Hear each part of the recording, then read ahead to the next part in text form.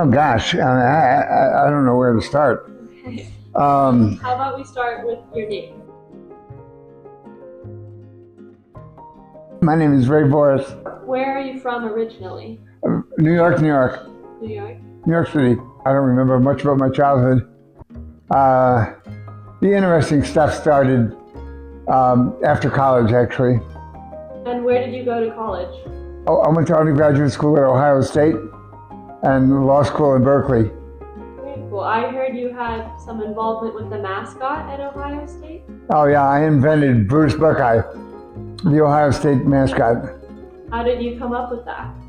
Oh gosh, I was a junior in college. My girlfriend at the time was a woman by the name of Sally Huber, and she was a Pi-Phi, and so I used to go to the Pi-Phi house with her. One day I was over there, and I arrived, and they had all of this paraphernalia on the front lawn, paper mache and chicken wire, and all this stuff. So I said, well, what's all this stuff doing here? And they said, well, we have a homecoming game coming up, as you know. So we're building a float for the sorority, and this is the stuff we have to build a float. So I was looking at all this stuff in the yard and saying, I don't understand why you're spending all this time and effort making a float. You could be making history. And they looked at me like, what are you talking about? And I said, well, Ohio State doesn't have a mascot. They're called the Ohio State Buckeyes, but nobody even knew what a Buckeye was. So I said, well, instead of building a float, why don't you build a mascot? And we'll march them out on the football field during the homecoming game and we'll launch them. It'll be fun to do that. So they had a little confab and they decided this was a good idea. Buckeye is like a horse chestnut. It's a nut that grows on a tree all over Ohio. If you're going to be a mascot, it's got to be fashioned after what a real Buckeye is. Local newspaper wound up calling it a bowling ball with legs. And it was really ugly. So ugly. And it was a big fiberglass ball with eyebrows that went up and down, put it together, and got it all ready for the homecoming parade. But then we decided, no, let's not launch them for the homecoming parade. Let's launch them at the football game. So we carted this thing in the middle of the night down to the Ohio Stadium and hid it in the equipment room back where the dressing rooms were for the players. Along came the football game. We had this cheerleader. After a couple of beers, he agreed to put this thing on. He had a harness inside it. It's very heavy. And he put it on, manipulated the eyebrows and the mouth and so on, and marched out of the equipment room in the middle of the halftime show, when the whole 87,000 fans were watching this happening. The marching band was in the middle of the halftime show playing their various songs. And when this mascot walked out on the field, they basically dropped their instruments. And everything came to a screeching halt. The fans got it immediately. We've got a mascot. They started to chant, we've got a mascot, we've got a mascot. It was so funny. And the funny part of the story was that if we had gone to the athletic department or to the football team and said, we want to do this, they would have said, no, we can't do that. We didn't care, we just did it.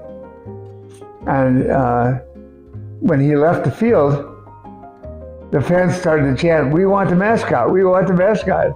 So we knew at that time, that we had done something here that was going to be very different from anything in the previous halftime show.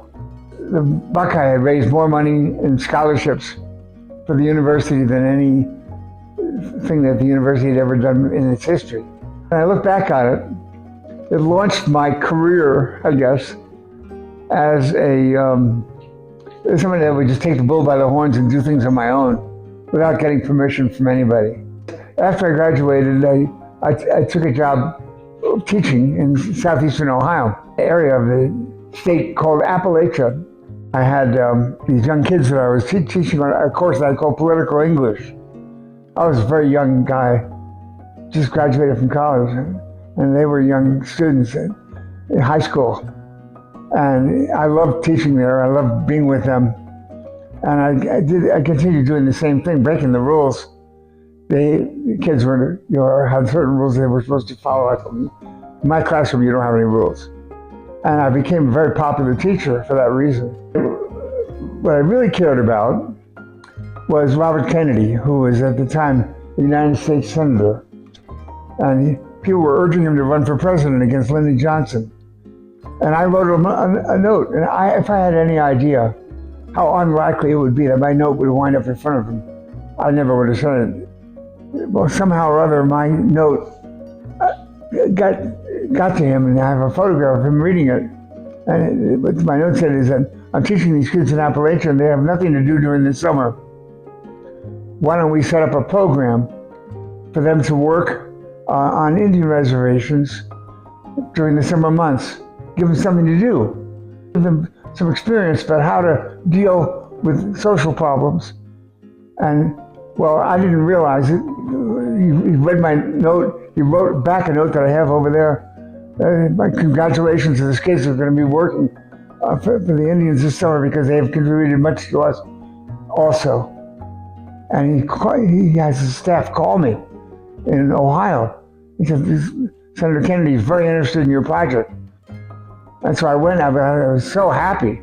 I went to the principal of my school and told him, Robert Kennedy, oh my God, is going to come out here to Columbus, Ohio to talk to these kids about what they can do for their country.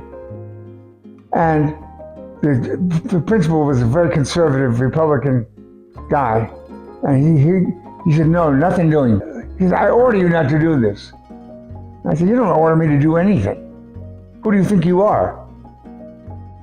He walked out of the room. So I went to the newspapers and told them the whole story.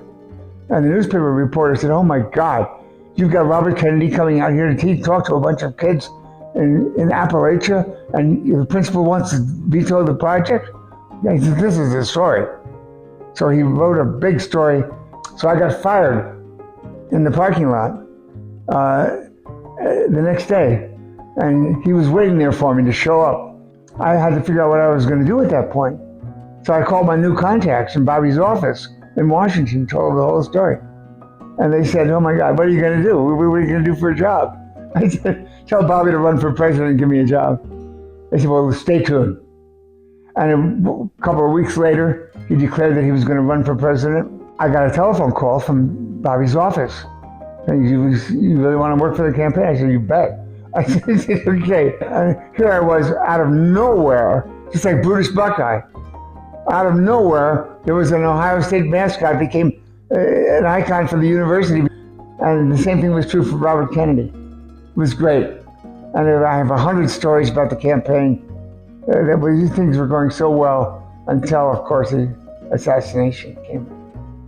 And that was the end of that. I had to redo everything.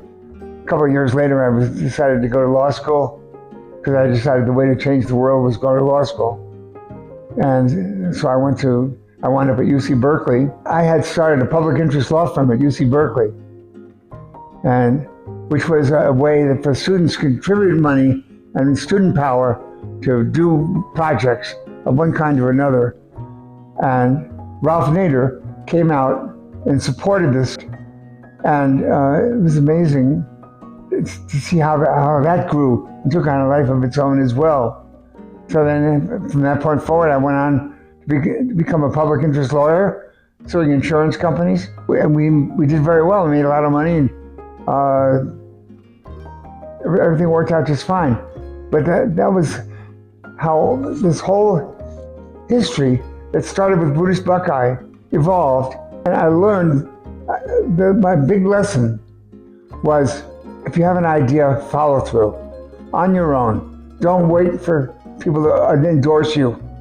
Don't wait for somebody to give it their good housekeeping seal of approval. Just do it.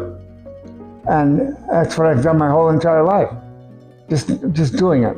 The idea is that students should be able to realize that civil disobedience has produced bigger changes, more positive social interaction than anything else that has happened in our lifetimes.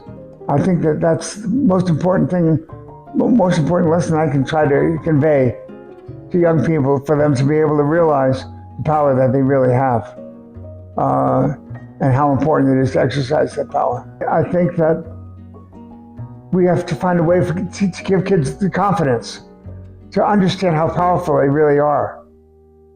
They are not the kind of people that should just bow and scrape to the employer that tells them not to do something. They should say, up yours, I'm going to do it. And they should go ahead and do it. And if you do that, good things will happen. Good things will always happen if you follow your heart and you follow your gut. I talk about civil disobedience, and sometimes it's easy for people to get the impression that I'm urging them to go out and break the laws. I'm not really doing that. What I'm urging them to do is go out and do what's right. And if the law happens to be in the way, then do it anyway. It's very important to do what you think is the right thing to do, and to stick to your guns. And if you do, good things will happen. I don't know how or why. Somehow you have to look deep down inside yourself, and you have to find a reservoir of belief in yourself that you're going to do the right thing. My last question is, what do you want your legacy to be? That I did what was right, and regardless of the consequences. And the consequences, as you can see, look pretty good. Thank you so much for talking to me. Those were all. Sure, you're questions. welcome.